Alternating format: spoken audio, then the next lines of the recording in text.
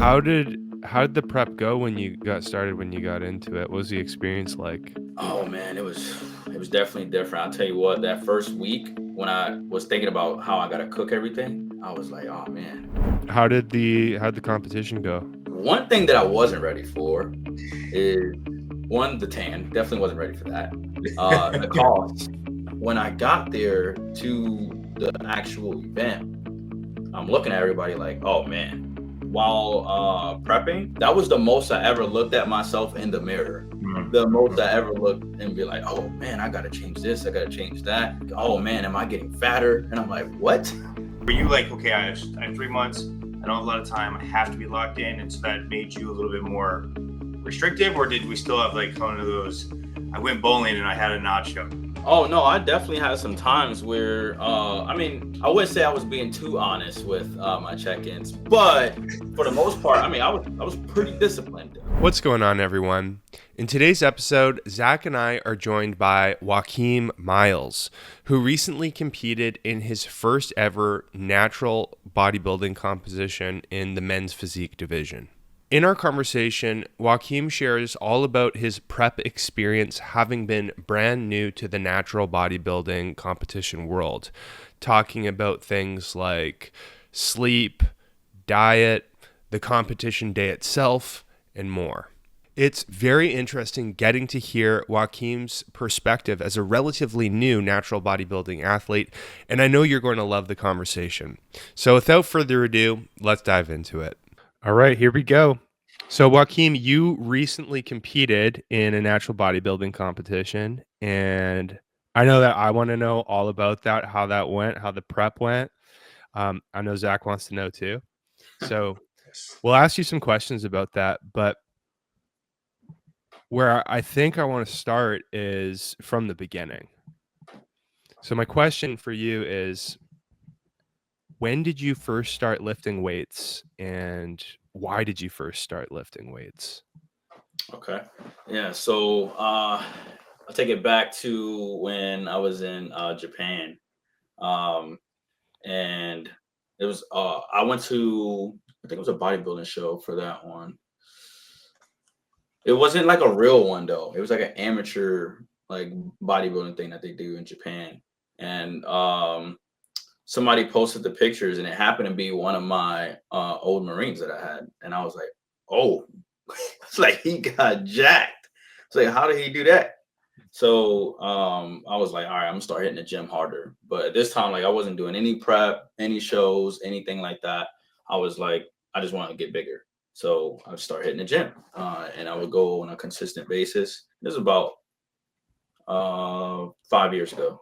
Yeah, I was like, all right, let me get in a routine, and I just kept hitting the gym over and over. And then I got here, and that's when I met somebody where he's a high rank and he does bodybuilding, but everybody knows him for that. Like all of us knows him for specifically doing that, not for doing our job, but knows him for that. So like anytime you see him, you're just like, all right, he's probably competing right now or something like that. So he shows up and he was like, hey, you're already halfway there. What do you think about the show? I said, oh no. I said, I am not disciplined enough for that. And he was like, you're already hitting the gym. You're doing that part. He said, the hard part is going to be what you got to eat. Cause he's watching me eat like oatmeal. I had oats in there. I had like, I was eating whatever. I was like, I just got to get bigger. And he was like, hey, we could make this a easier process for you. Cause you'll have a reason to do it. And I was like, no, I'm good. So fast forward, in February of this year, I go out to California and I meet one of my good friends that I had in Japan, which he's also interested into lifting. And his wife was doing bodybuilding. And I said, what? She's doing bodybuilding? I'm like, what about you? Why are you not doing it? I'm like, you're interested in it too. And he was like, I'll do it if you do it. I was like, all right. So I get back on the plane, come back out here, and I hit up the guy in Iron West. I was like, all right. I hit him up, and he was like, "Oh, you serious?" I was like, Yes. I was like, let's do this. He's like, all right, pick a date for a show. And it was like 3 months out. And then he's like, oh, if you're going to do a show 3 months out, we need to work now. We need to get aggressive with this. He said, we need to get aggressive with this. I was like, well, I don't know what I'm doing. So let's do it. Then I hit up my friend. I said, hey, I'm signed up. I got a coach now. He said, oh, you were serious? I was like, what? I was like, yes, I was serious. So then, like, yeah, I actually wasn't even trying to do a show or anything like that. I was just working out, and I was like, man, I just like the look and the feeling of working out. I was like, every time I go work out, I feel better during the day. And then seeing people compliment you too is like, all right, that's a boost.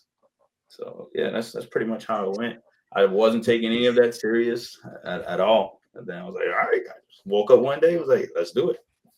Nice. It's awesome. It's awesome how you kind of just found yourself in front of that open door, and then you just kind of went through it, not knowing what to expect. I've got Yes. a couple questions. So rewinding to when you got started, you were in Japan, which Yep. is awesome. So I have a question about that. And then also when you had that it was another Marine when you're in Yep. Japan, you saw them competing. Were you already lifting weights at that point, or did you I start was. lifting weights because you were exposed to your fellow Marine that was doing the bodybuilding that inspired you? Or what was the So story behind that? I was already lifting. I just wasn't being as consistent. But then when I saw them get up there, and I'm like, oh, I'm like, dang, you look like that. I was like, all right, let me start working out and coming up with my own routine. And then at that point, I was like, all right, I got to be more strict with this. I got to work out every single day. I can't, well, not every day, but I was doing Monday through Friday. Doing Monday through Friday, five times a week. I was like, all right, I need to hit the gym really hard and try to get bigger. So since I saw them, I was like, all right, this is interesting, because I started seeing results too, just not as quickly as I wanted it to be. So I didn't know what he did. I didn't even ask him. Like, oh, well, what did you do to get there? I just like, well, I see him. He clearly had to just go to the gym to go get this done. That's awesome. So, real quick question about that, kind of even dialing back further. So, you're already lifting weights. Did you do like sports in high school, or did you have any background with like fitness in general, or when did you actually start getting into fitness and then changing that into specifically weightlifting and things like that? Oh yeah, so I would play basketball. I did that for like pretty much all my life. Like basketball was like my thing, but I was always like super skinny. Like I wouldn't even work out at all. I would just eat whatever I wanted to and just run all the time. Especially when I joined the Marine Corps, I wasn't doing weight training. I was like, well, I'm gonna do physical training, go play basketball. I was doing that like, like the first 5 years of my career of doing that. I was like, all right, cool. And then I was like, man, I want to make a change. I just wanted to look bigger. So I was like, all right, let me get into weight training. I was like, I figured that would be the way to do it. So I started hitting the gym out in Japan, and I was like, all right, hopefully this goes somewhere. And then that's how it went. I had to stop playing basketball, which sucks. Hey, during my prep, Sam told me to stop playing racquetball. Okay, because I'm a big racquetball player, so it's the same thing. Oh man. You guys are crazy. I couldn't I honestly I struggle so much with the prep itself and like getting my steps in, that the prospect of doing a sport on top of the prep, I don't know how I could do it. So you guys are crazy. Dude, Sam, I literally thought of you today because I was in a meeting all day and I couldn't get my steps. I'm not at 10,000 today. And I was like, is this how Sam feels every day? Just getting like 6,000 to 8,000 steps. Like what? Like, no, you gotta get out there and play some Just sport. like clockwork. I'll tell you one thing, when I was doing the competition, when I was prepping, I was like, oh man, I don't think I can play sports because I don't want to get injured. I was like, oh man, because we did like a ultimate frisbee, and I was like, all right, I'm not trying to run out here and then pop something. So I'm like standing around and everybody's like, you're normally running around everywhere. I was like, oh no. I said, I'm too close. I'm too It's close. the cost benefit ratio decision making. Like I'm the same way. Like when I was young until the end of high school, I used to go snowboarding regularly, and I've thought about like, hey, maybe it'd be kind of cool to get back into snowboarding again. But then I'm thinking about like just the probability of breaking my wrist or a collarbone or something like that. Even from a statistical standpoint, if there's like a 5% chance, it's like, okay, that means that, you know, there's out of 25 or out of 20 skiing sessions, at one of those sessions, I'm going to break a bone. So it's like, well, maybe I'll just wait until I'm not thinking about bodybuilding as much anymore. So, okay. So you're in Japan and you were inspired by the other Marine. You saw that, you added more structure to your lifting, you got more serious about it, made you want to get bigger. So you really, it gave you a little bit more of a boost to your training, it sounds like. Then you moved back to the US, to North Carolina, right? Yep.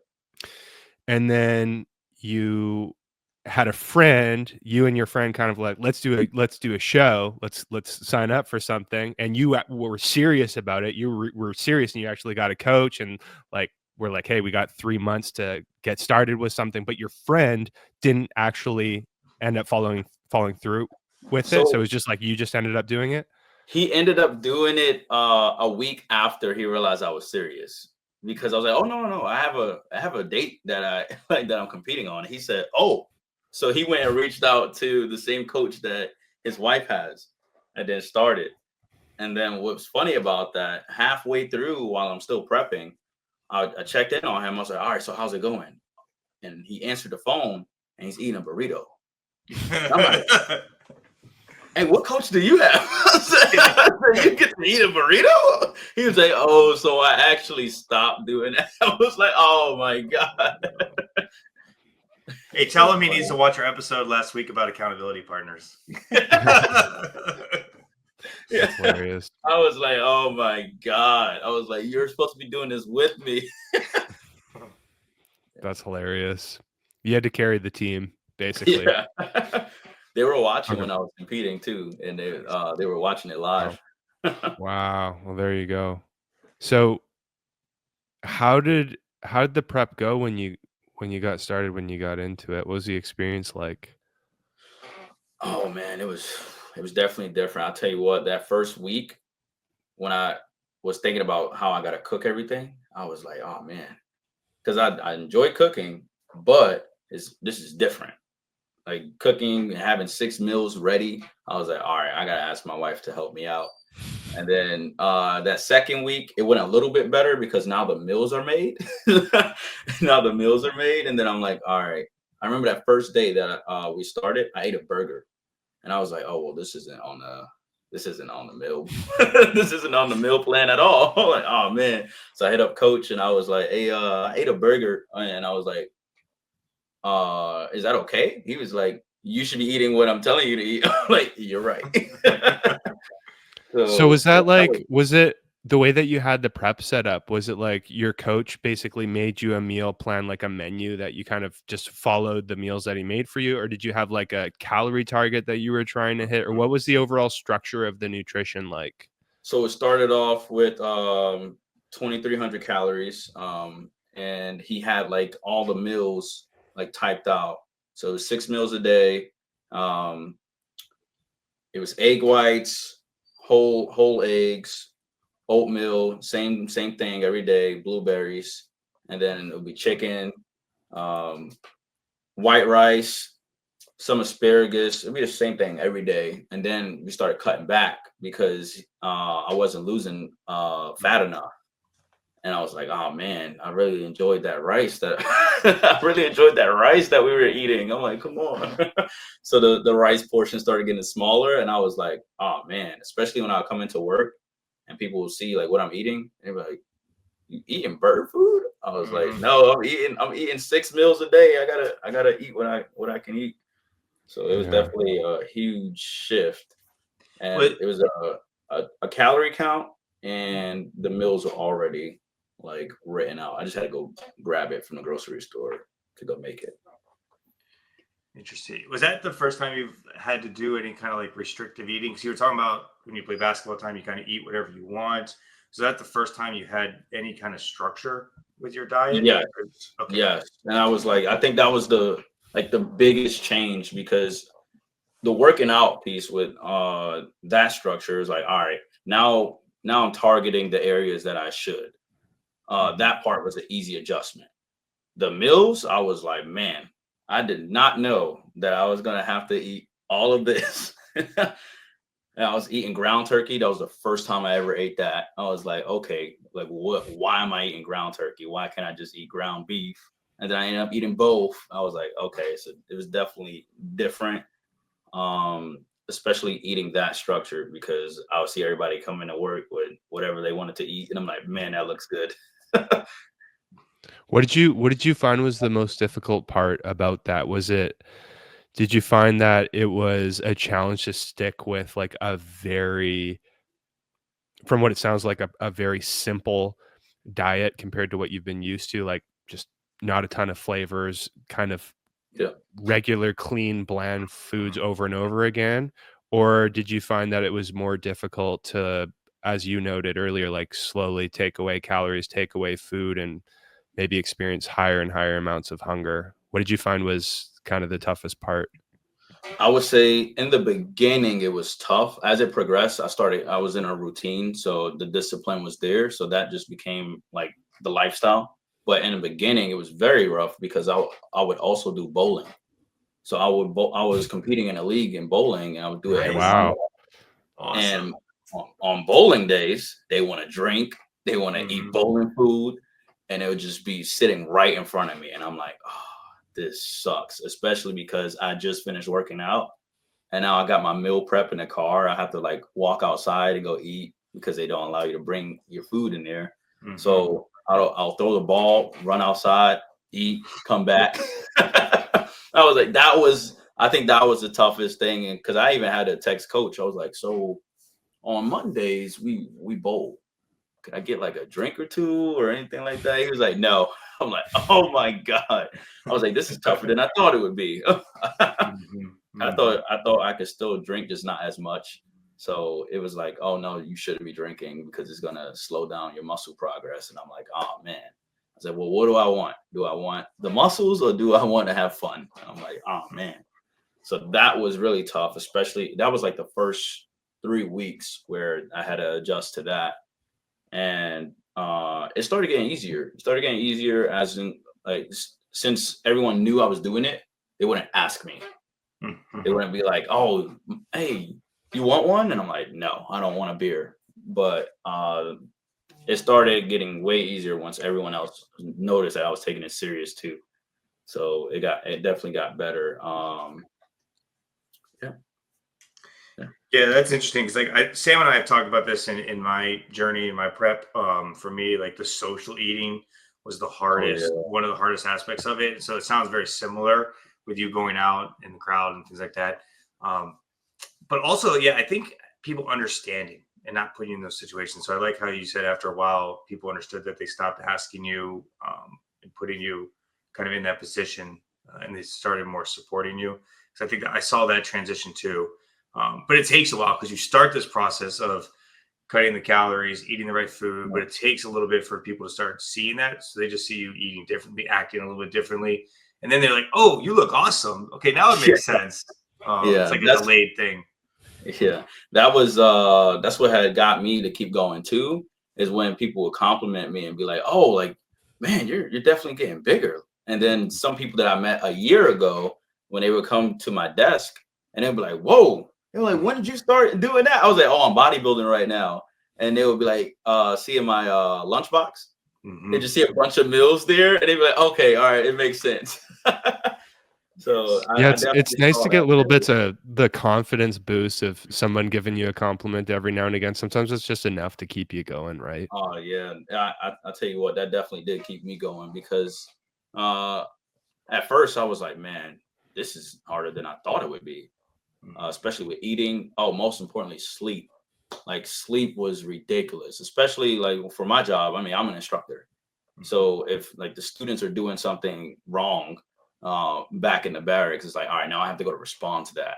So like getting up in the evening, I'm like, man, y'all messing up my sleep. Like I need my sleep. I gotta get back to it again in the morning. Yeah. Especially having to do PT in the morning and then do my my workout routine in the evening. It's like it sucks. Yeah, that's so funny. And for all those that are listening that not in the military or anything, like PT, physical training that we have to do, a lot of like Marine Corps specific kind of physical training is like running or calisthenics, like pull-ups, push-ups. Yeah. And so same thing for me. Whenever the Marines would want to do a PT session, I was like, okay, how is this fitting into my program? Okay, like I can't run today, or I'm doing back. Like, how much calories am I going to waste? Like energy and all that other stuff. So I definitely felt that as well. Like inconveniencing my plan. So yeah, that was definitely a challenge. And another one that you just made me think about was when there was a basketball tournament that showed up, and I'm like, oh my God, I was like, I love basketball, so I'm like, I'm telling myself no the entire time, and then they were like, hey, we need a team. We're not missing this opportunity to have a team. I was like, oh my God. So I would have to go work out, come to the basketball court, and I'm missing everything because I'm so sore. I was doing I think I was doing back and buys one time. And you know how when you're doing your curls, your forearms start hurting after a while. So I tried to shoot the ball and it completely airballed. I said, yup, me out. I gotta go sit down. You just got jello arms. I was like, this is not for me right now. Yeah. No, those are some really interesting points though, especially kind of like going back to sleep and how sleep is different during prep in general. So like for me, when I do my preps, I get into, usually when I get lean, reach a certain level of leanness, I find that I can't stay asleep for as long. So I'll be lucky if I can get like 5.5, 6 hours of sleep sometimes. Like that's the best I could possibly hope for, because my body I wake myself up like after that amount of time. Did you experience that too, or was it mostly just like the lifestyle stuff, like the work stress that was impacting sleep and scheduling? I was just about to say, I was like, that sounds like something I was going through. I didn't realize that was pretty normal though. I don't know if it's normal or not, but that definitely happened to me, because I always felt like I need to get up and go do something now. I'm like, man. I'm like, the next day is coming up and I know I have chest and try tomorrow. I'm excited for that. All right, let's go. And I'm like, oh man, but I can't sleep. Yeah, I know I need it.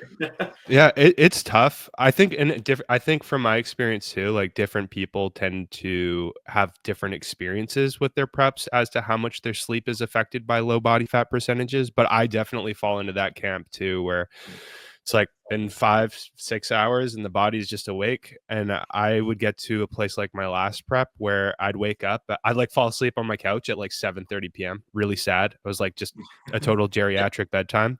And then I'd be up at like 2:30 in the morning, 2 in the morning every day. And it's like, well, what do I do now? I guess I'll start working or something, but it's not ideal. But yeah. I'm over here listening to that, man. 5 hours of sleep, that's good. I love that on a normal like time. 5 hours. That's normal sleep schedule. Yeah, 5 hours. That's good. When I was prepping, we had an app that will monitor everything. So it'd be like Fitness Pal mixed up with everything, and like the fitness app, but it can also monitor your sleep. So when I would see my sleep, and after I wake up, I'm like, 4 hours. I'm like, man, it felt like I slept 8. I'm like, what do you mean 4 hours? I was like, all right, I hope coach don't see that, because I know that I was supposed to be sleeping longer than that. But I'm like, oh my God. So every time that I would see like the sleep and I started seeing it go up, I was like, all right, I must be doing something right. And I don't even know what I was changing that was just making it happen. I guess I really just got tired. So I don't know what was the change in that aspect, but it did go up. especially getting closer to competition day. Like I Oh, slept interesting. all night. Interesting. I slept all night for the day before comp day. I slept all Wow. day. I don't know if you guys had that Awesome. experience, but I did. Zach, what was your experience I, like the night before the I, show? I think I slept pretty well overall, but I was definitely like anxious and excited. Yeah. And so it was, I wanted to go to bed earlier, but I really couldn't. So I was sitting on the couch for a while. But I think when I actually slept, I slept better. I actually slept in this bed in this room because my wife was like, I don't want to get that tan all over the bed. So you have to sleep in a different bed. Good call. Yeah. And I'm kind of glad I did though, because I was able to like be in my space, my zone, like go to sleep, get up on my own super early. Cause I drove the hour and a half to the show that morning before. So I got up super early to get the second layer of tan. So I didn't get as much sleep as I wanted, but I got more. I got like average. I would say like 5.5, 6 hours. So yeah. What about you, Sam? Because I know you've obviously gone through a ton of them. My experience is I either get poor or moderate poor sleep the night before. That's kind of been my expectation, is it's not going to be the best sleep. And I think that's personality. Like I'm usually kind of excited about the next day, that it's like going to sleep on Christmas Eve Oh yeah, before you that. can't really. Yeah. It's like I'm just like excited. I want to do well and nervous too. Sometimes a bit anxious. And that usually keeps me up. Actually, one of my goals for my next prep, my next season that's one of the PRs I'm hoping to improve, is like teaching myself how to relax a little bit, specifically on the day before. So I've already been thinking about ways to kind of get my body and my mind to relax a little bit to help with the sleep.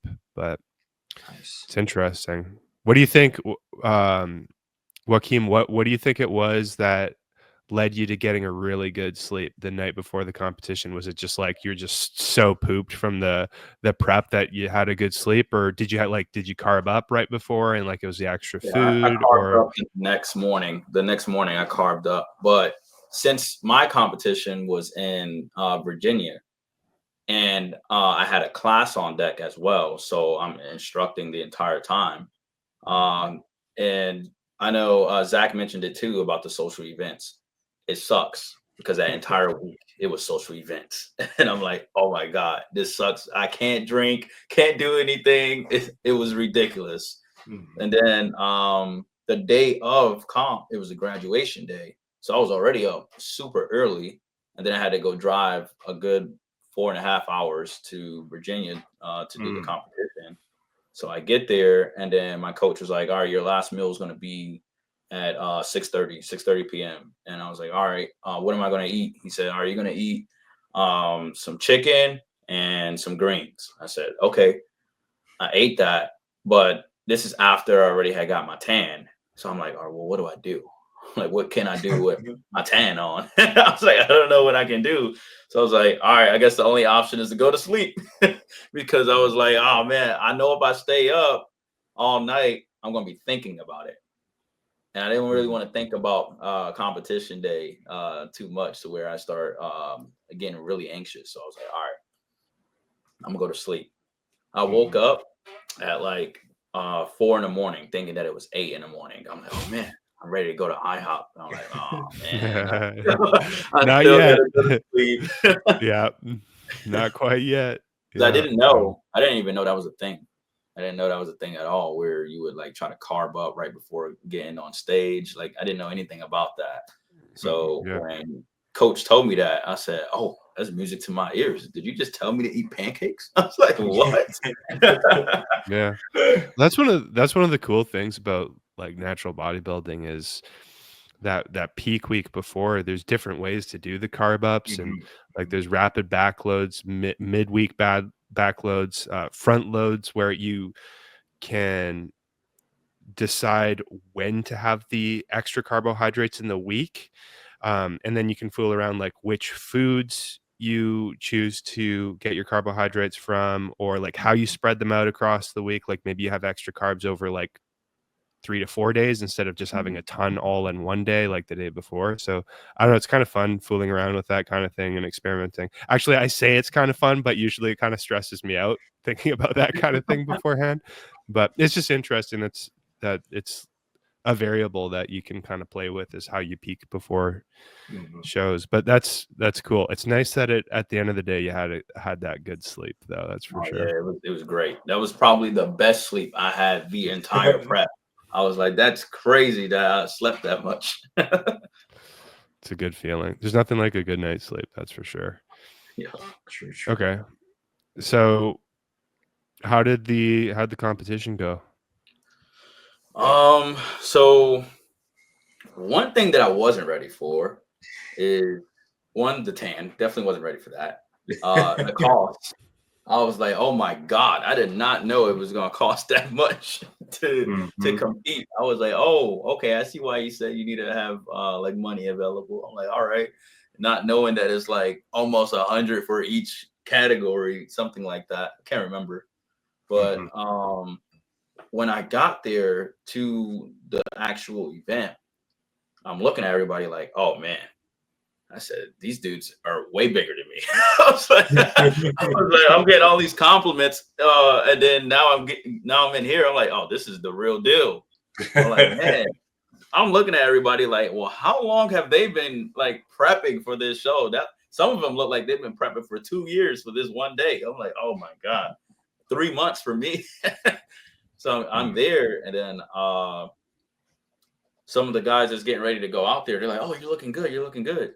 And it was like, hey, is this your second or third show? I was like, oh no, this is my first. So then like they're boosting my confidence, like, oh, if this is your first show and you look like that, like you'll probably do pretty good. I was like, okay. And then I did open category and debut. I did that. I didn't do novice because I was like, well, it's my first show. I don't know if I should be doing that many competitions. I was like, I think 2 is good enough. So I also didn't know what that would entail. I went on stage, started doing my poses that I've been practicing every day, get off stage, and then I'm waiting on them to call me again. And they call me back up there. They're like, number 45. I'm like, oh, well, what do I do for this one? And it was like, oh, you gotta go back up there and do the poses again. I said, oh, okay. I didn't know what I was supposed to do. So the first group that I went out there with, I was like, all right, I might have this in the bag. I said, I think I got them. And then the second group, I said, hold on. These guys were bigger. I was like, okay. But it was weird because the debut, I actually placed 5th. And I was like, oh, I was happy that I placed, but I was looking at the competition like, oh man, I think I could have got them. Like, I think it was pretty close. And then I went out there for open category. I'm like, man, I got to do even better. I got to hold my poses, like stand there, squeeze tighter on the core. My coach was on FaceTime with me, telling me like, all right, you did really good. Really work on that. The back pose. That was the toughest one for me. I don't know what it was about, like trying to make sure your lats are engaged. Like that pose is definitely tough. So as I'm going out there for the second time for open category, I'm like, all right, I need to lock in and like make sure I do better. Look at the judges in the eyes, smile, something. And then I ended up placing 3rd in open category. I was like, how did I place higher in open category than amateur? I was like, that didn't even make any sense. But I was like, okay, all right, at least I placed because there was 91 contestants there that day too. Dang. So since I placed, I was like, oh, this is crazy. It was an amazing experience though. I learned so much from doing that. Something I also wasn't ready for is like the pump in the back. You know how you're backstage and you're pumping up, getting ready to go out there? Did not know he was going to do that, especially when he told me to go buy Sour Patches. I said, candy? Buy candy? Yeah. So, well, it's crazy. Yeah, no, I was just gonna say it's crazy how much of a difference the pump can make. That's something that I remind myself because I've found that when I get closer to my shows, I get flatter and flatter the leaner I get, and the training gets really hard. And then I've found that it can be a psychological game to see myself in the mirror and feel like I'm just getting smaller and flatter. But then when you carb up a little bit and then get a good pump, it's like the physique just like lights right up. Oh, It's yeah. like Yeah. makes a huge difference. So psychologically now when I compete, it's easier for me to go through that phase of prep where I feel like I look almost worse because I'm getting flatter and smaller just from getting leaner. That it's like I can logically talk myself through. It's like, it's okay. Got to do this. Got to get through this to get leaner. The pump is going to make a big difference when it happens. And that psychologically has really helped me. But that's a really good point. It does. The pump, it's surprising how much of a difference that makes. Yeah, it was crazy. I would see the other guys competing in the back too, and they start doing push-ups. I'm like, oh man, that dude. Yeah, I was like, he came in here and he looks even bigger now. You can see the difference. Speaking of the psychological thing, I know like while prepping, that was the most I ever looked at myself in the mirror. Like the most I ever looked and be like, oh man, I gotta change this, I gotta change that. Like, oh man, am I getting fatter? And I'm like, what? It was just crazy. Like worrying about the body fat percentage. I know that had to be crazy. I don't know if it was like that for you guys as well. Yeah, definitely. I think the first couple preps were surprising for me for sure. And then over time, I think just having done them more frequently, I can stay a little bit more objective about it. So like the first couple of times, it's really tough to not over fixate when things don't look right, or to like over fixate when it's like, oh, I still got body fat left to lose. And it's like, oh, it's sometimes it can be tough not to like self-deprecating, to focus on like, I still got all this fat here and here on my glutes or on my legs. And it's like, sometimes it can be tough managing that from a psychological standpoint. I found that for me, the more preps that I've done, the better I've been able to handle that kind of thing, and the more I can be objective about it. But I've definitely struggled with it. That's for sure. Sam, do you think that's a because it's funny because like for me, I felt like I obviously I was looking at the mirror a ton, but I also didn't know what to expect. And I kind of went in there with no expectations. So it was really more about like how you told me I looked, how Brand told me how I looked. And I just kind of went with that. And I honestly didn't think I looked good until looking at the photos afterwards and then seeing how I looked compared. Because I just didn't know. But what I'm afraid of moving forward is now knowing I have that baseline of what to compare myself to. So for the next one I do, I feel like I'm gonna be like, oh crap, I don't look like that. I don't look like that. I don't look like that. Even though I understand like show day is gonna be different than even 2 weeks out. So I'm wondering, like, did you go through like your first one you don't really know, and then you have that like bell curve, and now you've done enough of them where you're more comfortable? Does that make sense? Yeah. Yeah. And that's, you made me think of a couple things actually, just thinking about that, about having somebody else's perspective. So nowadays, especially, like I almost look at myself less. I almost like try not to care about it as much and rely more on another set of eyes. So like I look at Jeff, my coach, he gives me feedback and I almost rely on that more than my own subjective feedback that I give myself when I see myself. But funny story, when I did my first prep, Zach, I don't know if I told you this, but Wakeem, you'll think this is funny too. When I did my first prep, it was a relatively short prep and I had a coach, and it was like, he was a great coach, but I didn't take a lot of progress photos for him. It was like I took one set of photos like very beginning of the prep, and then the next time I sent him photos, it was like 2 weeks out, and like my body weight was like steadily going down. But anyway, so I sent him my photos about 2 weeks out, and just act like you mentioned, I was actually excited about it. I was like, yeah, I'm getting leaner. I've never looked like this before. And I didn't really understand the standard that I should have hit as far as leanness goes for something like bodybuilding. I was just excited that I looked like I could go to the beach and look really good. Yeah. But anyways, so I sent my coach at the time my photos, and he was like, you're not ready. Like you should pick it.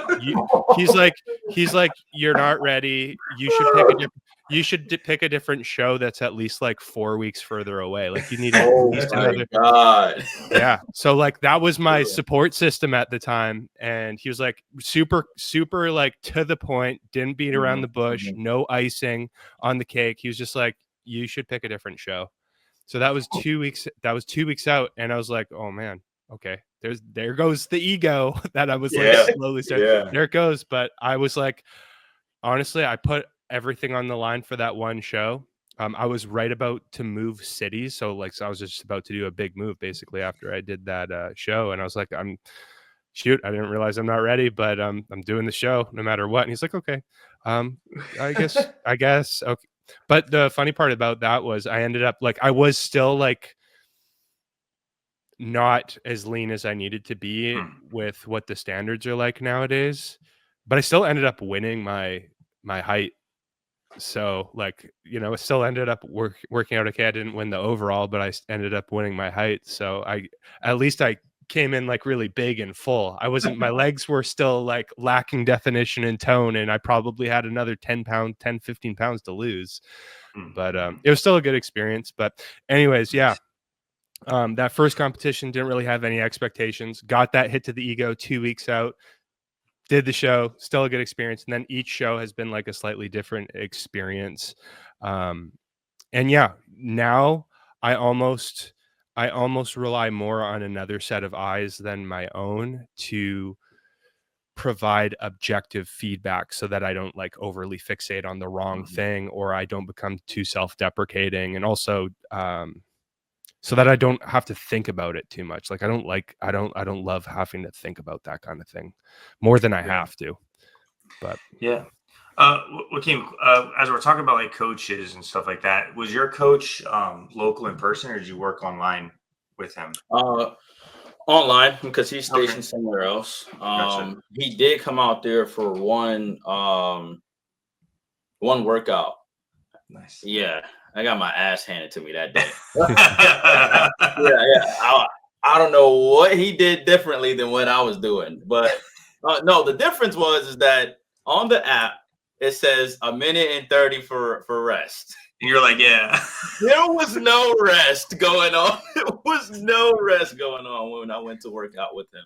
When I tell you, I was beyond sore that day. I could barely move. It was a great workout session though. But yeah, he was stationed somewhere else. He couldn't make it out for a comp day either, because the flights were really expensive. But he would check in with me. We'll do posing, and he'd FaceTime me and tell me that my back pose sucks. So I need to go. Yep. I could not get that. I suck at that one too. Yeah, that was rough. That one right there was man, I'm practicing every day. It must be something with beginners. We don't know how to flex our lats or something at all. Flare your lats. Yeah, I can't figure it out. You know what's funny is I actually remember the day I feel I figured out how to flare my lats. I have a vivid memory of the apartment I was living at the time, the roommates that I was living with at the time, and being and I was like, whoa, there they are. And then it's once you figure it out, you never forget. Yeah. Yeah. I know Brandon used to always be like, Zach, flare your lats. And I'm like, I am. He's like, no, flare them. And I'm like, I am. No, you're not. That's what I'm talking about. I feel I'm my lats are out there. What? But no, yeah. That's not it. I think it's one of those things where you don't know what it's like until you do it, and then all of a sudden it's oh, that's what it's like. Yeah. But a question to follow up on that. So you talked about earlier, your diet was one of the hardest things, with the adjustments or whatever. Mm-hmm. I know Sam and I have talked about this, and I'm always interested to see what people, if they're going to tell the truth or not. But how was it with check-ins with your coach, or you being honest with yourself? How many mess ups did we have? How many cheat meals? How many times did you, or were you okay, I have 3 months, I don't have a lot of time, I have to be locked in, and so that made you a little bit more restrictive? Or did we still have one of those, I went bowling and I had a nacho or something? I'm always interested in that, because I messed up a ton probably until about a month out is when I really actually locked in. So Oh no, I definitely had some times where I mean, I wouldn't say I was being too honest with my check-ins, but for the most part, I mean, I was pretty disciplined. Nice, I nice. I remember each moment vividly because it wasn't that many, but I know why I did it. And like even before doing it, I'm like, all right, how is this going to throw off my calorie count? All right, let me look up every macronutrient in this right now, and I'm like, all right, this is going to be the only thing. So I was like, all right, I got to miss 2 meals to sacrifice this one meal that I'm going to eat just to hang out with these guys. So Yeah. that definitely happened. There was one time too where they're like, "Oh, come on, let's go grab some drinks." I said, "I can't drink, man." They was like, "You can't drink one drink." I was like, all right, let me get some tequila. No soda, no nothing in there, just the tequila. I I like looked up The Rock. Yeah. I looked up like what does he do? Because I'm like, I've seen him drink. I'm like, how does he look like that? And he's drinking. So yeah, I was like, all right, oh, he's drinking tequila, just tequila. I was like, all right, let me get tequila. So I definitely had those moments. It wasn't that many though, which Mhm. was like, okay, cool. But yeah, I definitely had those moments, and I felt like crap after doing it too, especially because it's like throwing off your whole diet. Yeah. Uh, and then knowing that you're not supposed to do it, that guilt is like, oh, Mhm. I got to work even harder the next day. Yeah. Yeah, I definitely had that. I know that's one thing that I would do differently for the next time. And it's like, all right, because I didn't place first as well, it's like, all right, I gotta go even harder Mhm. for the next show. So speaking of the next show, what is Wakeem's plans? What are you doing? What do you think? Like, how is it? Like, you talked about the overall experience. Um, I guess kind of wrap it up in the sense of like, enjoyed it, really liked it. Hey, it's a one and done. We're gonna do it again. And if you are gonna do it again, kind of what's your goal? How often? How long do you think? Just overall plans. So I definitely want to do it again. Um, the when, I don't know yet. I need to figure that out because I'm trying to plan it out to where I'm not going to be as busy because my Hmm. wife is pregnant. And I'm like, all right, I don't know how that's going to be with a newborn. So I want to Hmm. get it done before the baby is born to where I could like focus and not have some kid yelling at me all night. So I don't know about that yet. That'll be new for me. So Yeah. I was talking to coach about that too. I was like, well, kids on the way. I want to do another one before, but that I feel like I'm probably going to end up in that same predicament where I got 3 months to train and now I'm Mm, rushing everything. So yeah. I haven't looked at the next dates for my competitions yet, but it's definitely on my mind. I also had a setback getting injured. So since I had got injured, I'm like, all right, now I got to work my way back into it. So yeah, I'm not sure yet, but I know for a fact that I'm going to do it again because I didn't win. Nice. And No, well, I'm competitive. So, well, it's funny because I think we could probably talk about that a little bit, just the competitive atmosphere, especially with the military. But I mean, congratulations to you and your wife. That is awesome. thank you. Thank Yeah, I you. don't know how a newborn would work with your sleep. So yeah, that would probably be problematic. You'd be like, honey, I got to get my 8 hours. You got to worry about this. Oh my So, God. yeah, but yeah, I guess you said you had an injury, and Yeah. then right after the show, I guess how is the post show going?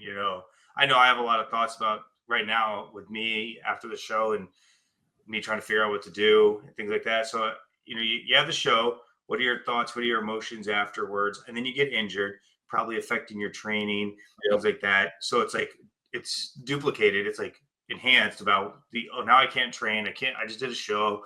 I'm not looking the same. I'm eating more. Yeah. Like how's the mental space with that? And then how are you going to come back strong for whenever to kind of crush it? For me,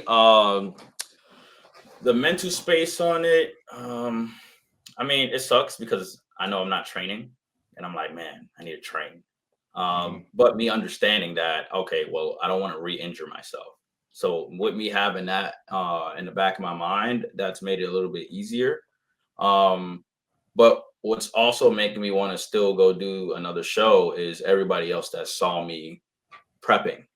And everyone is like, "Oh, well, you still look pretty good for you not working out." I'm like, "Oh, but you don't get it. Like, you don't understand. Like, I Yeah. could be a lot better because I was thinking, what if I get off stage and I'm like, all right, I just continue from where I'm at right now, and then just roll right back into another one. And Mm-hmm. I'm like, I don't know how feasible that would have been, but I do have that as a thought all the time. Yeah. Like, man, all right, what if I didn't get injured? What if I just kept going right after that show and just did another one? Because I'm already in that great shape. I might as well keep going. But it's definitely been one of those things where you just feel guilt a little bit sometimes. Where it's like, all right, well, now I'm eating. I'm not eating as strict as I would.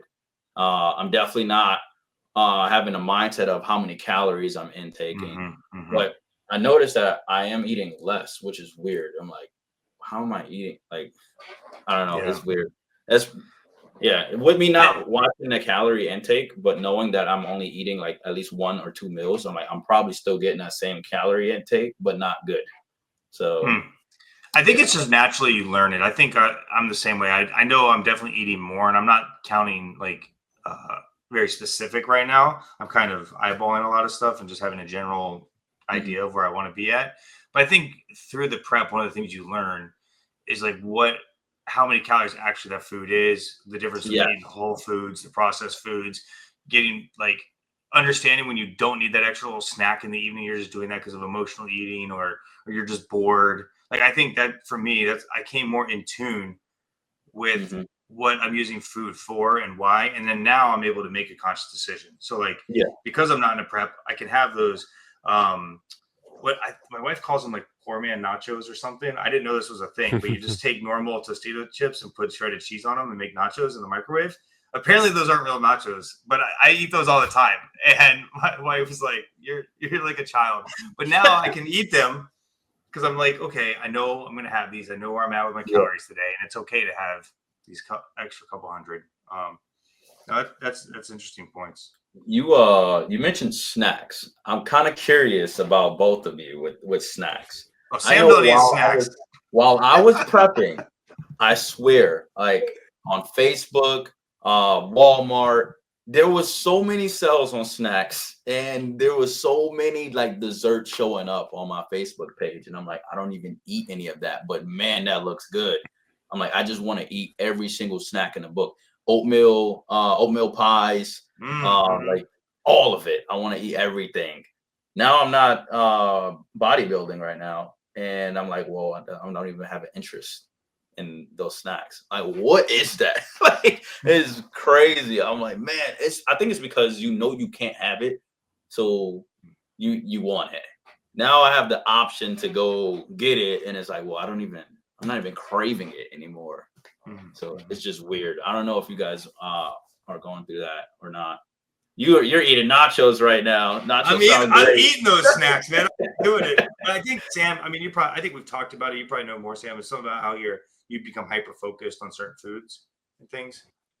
Yeah, I've always found, and from my experience, um, different athletes will experience different things the leaner they get, but one of them is not just hunger, but it's like a food focus. And I've experienced this for every single one of my preps where it's like beyond the point of just feeling hungry throughout the day, where you actually start thinking about the cravings that you have. So every time you Okay. step into a grocery store, it's like much more uncomfortable than it should be, or like you're sitting on your couch in the evening and like you're watching something on TV, but all you're thinking about is like the chocolate cake that you saw on Instagram an Oh yeah. hour before, that sort of thing. It's like where that's that's what I found is usually when I get past a certain point, then I start to enter that food focus phase, and then that's the most difficult part of a prep, when I start to get past that threshold.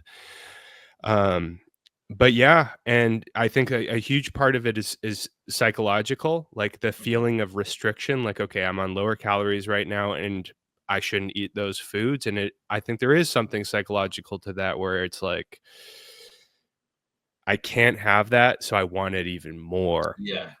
And then the other thing too is like when we're in between competition seasons, or we're in lean bulk phases, we're bulking, or we're maintaining, because our body fat percentage is higher, like we're feeling more satiated throughout the day. We don't have as many cravings or food focus, just because we feel full, like comfortably satiated throughout the day. So it's like we don't need to put any extra brain power to thinking about those kind of foods, or just food in general, I think. But yeah, that's my 2 cents. What do you think, Zach? What's your experience with that? Yeah, no, yeah, I think that actually kind of checks out. I think that makes sense. And that last point too, I think it totally makes sense that like you're not as hungry in a sense because you're eating more calories in general. But yeah, I think no, I think great points. And I don't think I got like, I can't remember what we talked about. I don't think I got super food focused. I know we did talk about it though, and there's certain things that I was like, oh, I really need this, I really want that. My biggest thing was just the social eating, and also like I'm a big, I don't think I'm a big emotional eater, but as more as I research this and try to understand it, I definitely have found myself like snacking in the evenings because like I had a tough day, I'm stressed out, and so I try to lock that in during the prep. I don't think I did that as much because I'm just tired, so exhausted. I'm not even staying up and sitting on the couch. I'm just going to bed. Whereas now it's kind of like I'm like, Sam knows this. I'm like all in kind of person.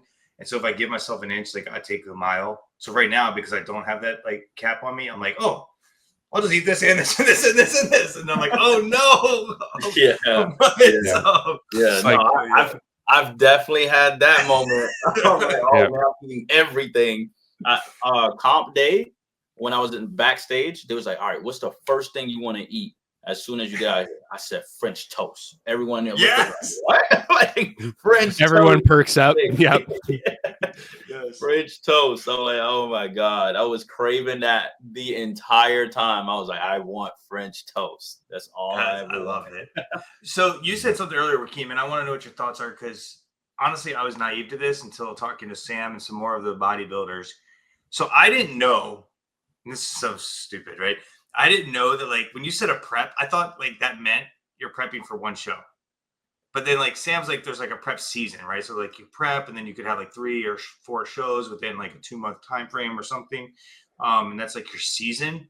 So like for me, I kind of approached it as like, okay, prep, one show, done. And now I'm like have to re-prep, because I have definitely thought about that as well. I was like, man, I was looking so good. I was locked in. I was disciplined. And then I let it all go. Yeah. Now I knew that was my plan, but it's like, yeah, I think moving forward, and Sam and I have talked about this, like, I think next year I'm going to be more focused on it, maybe making it a longer season for me. So that way the work I put in is almost worth it. Like, because you do so much and then it's like one and done. And I'm like, oh, I don't know what your thoughts are on that. Did you know that? Like, and then, because you were talking about you were feeling great afterwards and you wish you could have just kept going, kind of reflection on that. Yeah, I did not know that. I didn't know that at all. Oh, like, what? This is a prep season? Like, yeah, no. Did not know that. Only thing I knew was prep and then show. That's it. But yeah, I did not know that. But I think that's the way I should approach that then, because making it further out, I do feel like it'll be even more rewarding. And I feel like the results is gonna be even better. Because for me, the one thing that I would critique myself on after that was like, man, I felt like I could have hit the sauna even harder to lose some even more body fat. I mean, I got down to 5%, but I wanted like to feel like I could just pull my skin and then nothing moves. So like, I was like, I should do that. And I want to look bigger, like for the show. I want to be even bigger because of some of the competition that was there. I was like, all right, they clearly have been doing this for a while, but now that makes sense. And like, there's a prep season. I'm like, I did not know about that. Yeah, and that's kind of what I'm kind of justifying my. Sam likes to call it lean bulk, right? Like, because I have definitely put the post show weight on, and I'm kind of okay with it though, because I've specifically been doing that on purpose with a plan and lifting really heavy. And trying to build his muscle and stuff like that.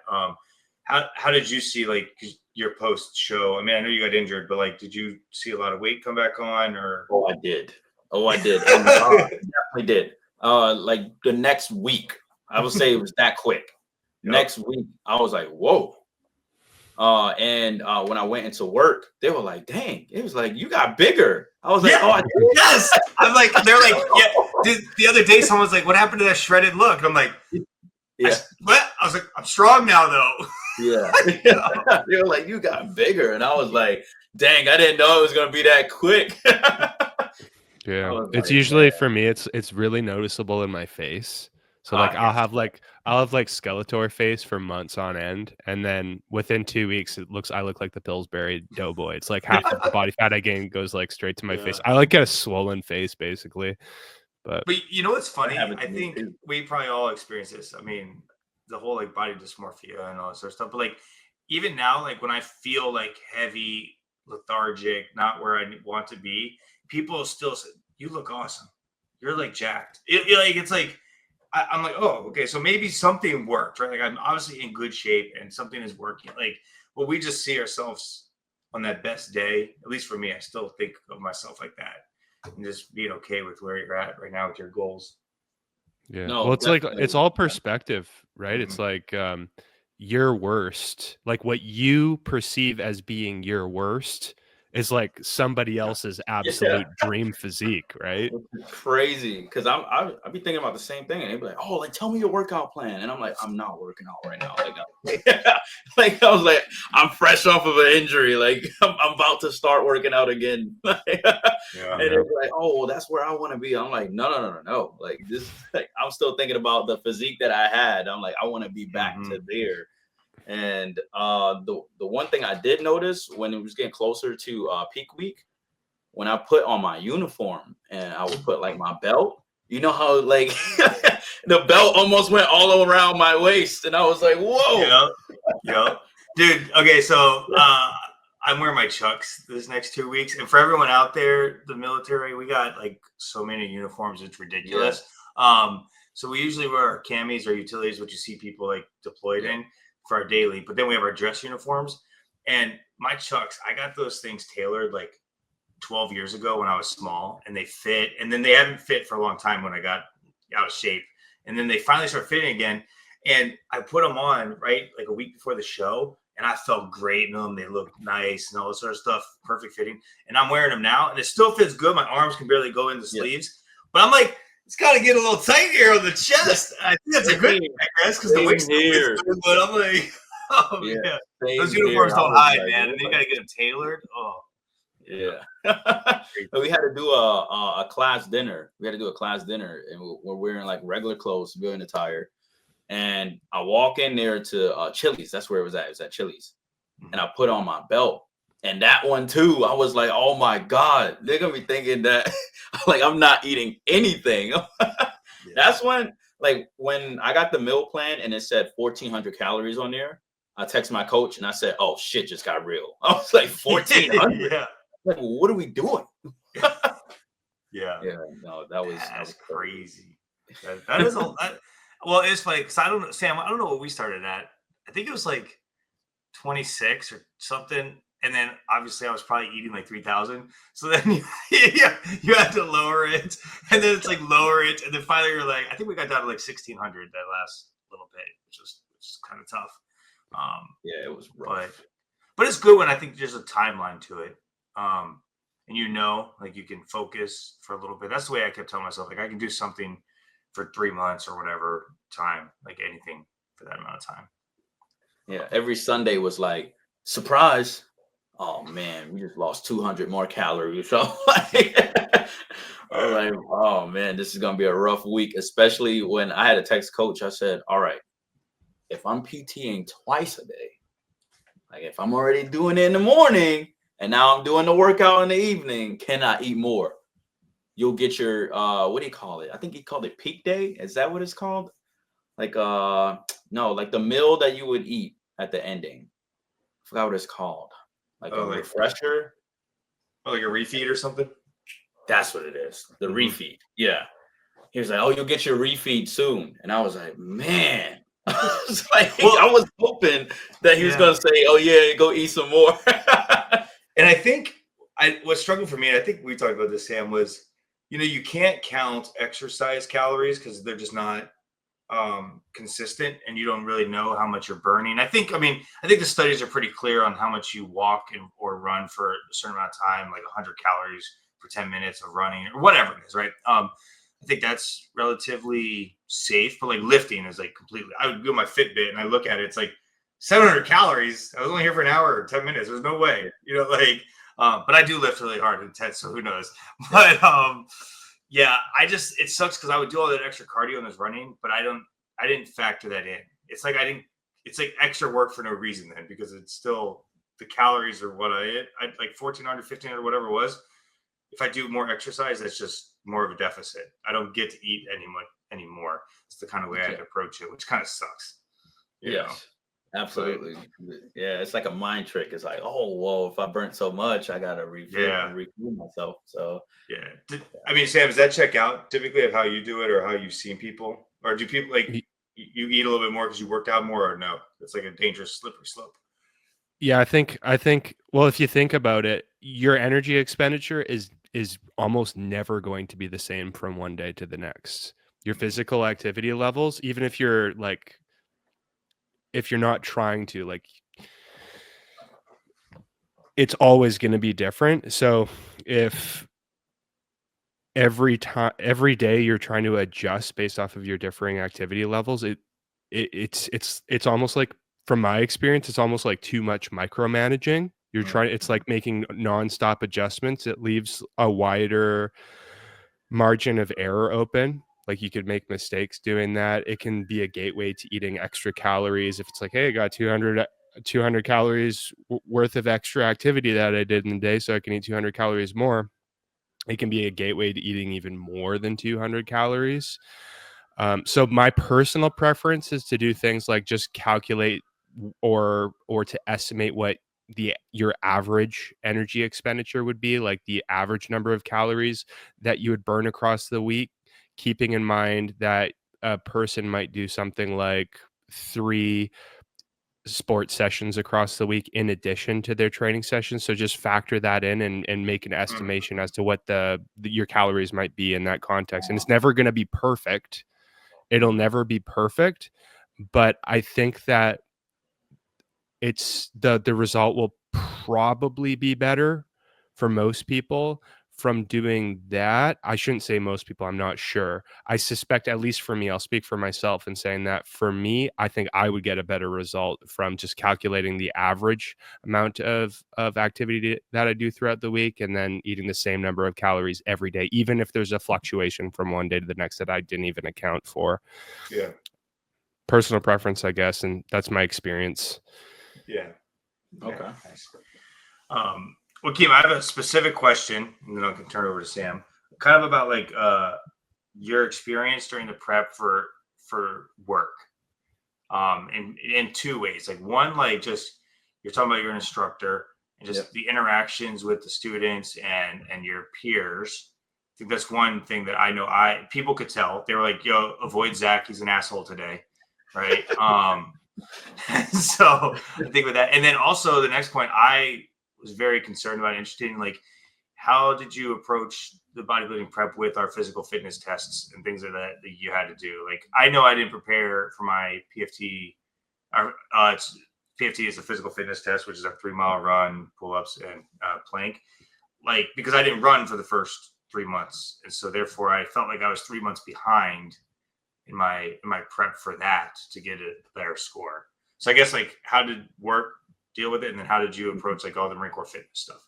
Okay. Yeah. So work, man, I was stressed the whole time. Like, the entire time I was stressed. And like, we'll do like the weekly check-ins with my coach and be like, oh, what's one of your stressors? I put work immediately. I was like, oh, you need to lower your stress? Like, that's impossible. how like, what? When I got somebody that don't understand that 2 + 2 = 4, and I don't set it 5 different ways, that is not going to be fun at all. So yeah, I was definitely stressed. I would try to remove myself from a lot of situations that would happen daily. But like the thing you said where, stay away from Zach. I had one of those incidents too.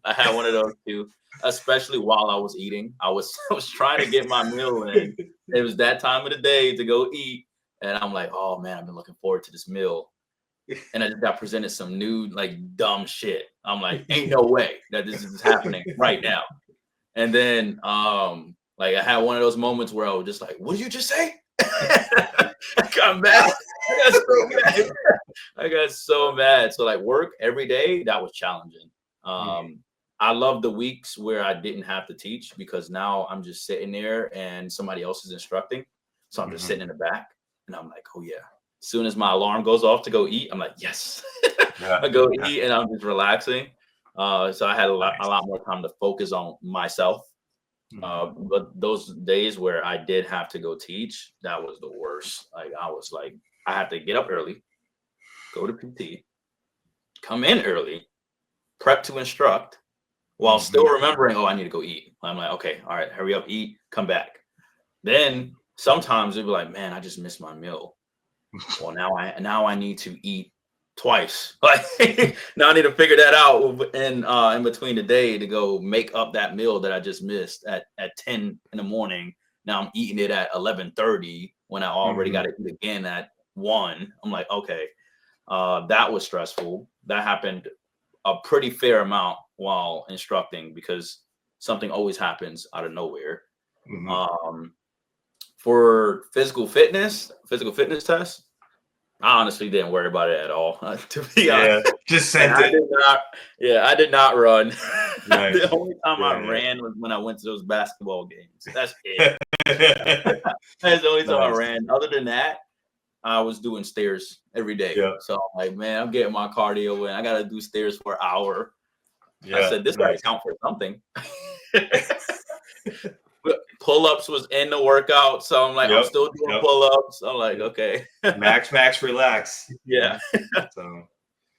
So yeah, I definitely took the approach of like, well, I'm not really worried about doing the 3-mile run right now. I mean, like even when I would come up with certain PTs for the morning, because I was teaching an advanced course at the time, I'll come up with certain PTs. I'll be like, okay, how much running do I want to do? That's the benefit of structuring it. You're like, we're not going to do any of that. We're just going to do a whole bunch of pull-ups and push-ups. Everything that I knew I needed to go work. Oh my God. Yeah, I definitely took that approach on it. But the priority was winning my competition. I'm still getting fit. The Marine Corps wants me to be fit. So this is one of the ways that I'm doing it.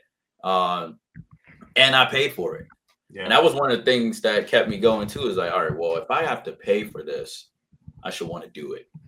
That was another reason why I even got a gym membership off base, because I'm like, all right, now I have to go because I'm paying for this. It's something that I'm investing my money into. I'm going to like stay consistent with that. So yeah, that was it was a big change in my entire life. Work was definitely stressful, for sure. Yeah, I feel it. Yeah. Sam, you got any follow-up or last-minute questions or anything? Oh man, I think we covered a lot. I think this has been awesome. I think I'm good. What do you think? Yeah. Wakeem, you got any last-minute kind of?